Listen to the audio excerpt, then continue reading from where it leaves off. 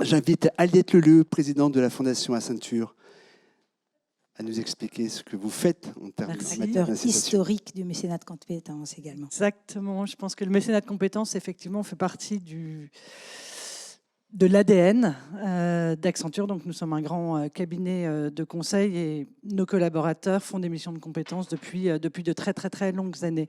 On l'a effectivement mis dans le parcours de carrière, mais je pense que le plus important, c'est que nous communiquons énormément sur les actions de la Fondation, les associations avec lesquelles nous travaillons, leurs bénéficiaires et l'impact que ça a en interne et auprès de nos collaborateurs. Et l'objectif, en fait, c'est de leur montrer ce que nous faisons avec eux en mécénat de compétences et de leur expliquer ensuite que finalement tout ça n'existe que grâce à eux.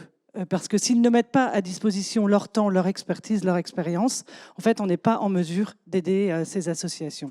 Donc, dès les journées d'accueil qu'on va avoir et tout au long en fait, de l'année, on a des points très réguliers de rencontres et de communication et de mise en avant de ces projets et de ces associations. Parfois par nos collaborateurs, parfois par les personnes qui travaillent dans ces associations et parfois même des bénéficiaires, notamment par exemple dans le cadre du mentorat, on fait venir un certain nombre de personnes qui sont mentorées chez Accenture et qui viennent témoigner de l'impact que ça peut avoir pour elles ou pour eux.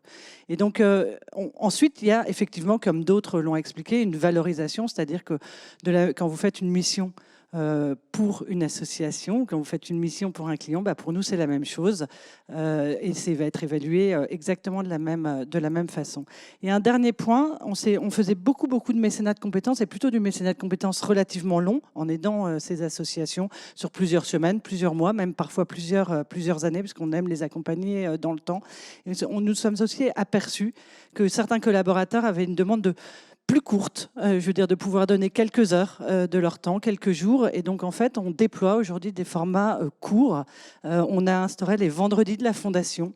Donc, le dernier vendredi de chaque mois, en fait, on va proposer à nos collaborateurs de s'engager pendant quelques heures auprès d'une association ou auprès de personnes en difficulté, par exemple, dans le cadre du mentorat. Et en fait, on se dit, voilà, quand on les amène avec des petits formats de quelques heures à comprendre ce que c'est, et finalement, ça va leur donner encore plus envie de s'engager quelques semaines, quelques mois ensuite pour d'autres associations. Merci Aliette, merci bien.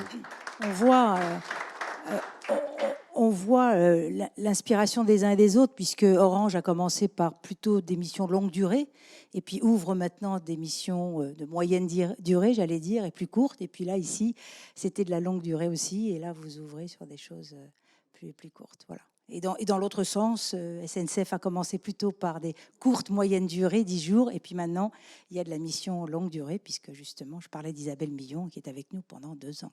C'est intéressant aussi de voir qu'il y a des stratégies très différentes. Quand on parle de volontariat ou de KPI, inscription au nom des KPI, on voit bien qu'il y a des visions très différentes justement des sujets.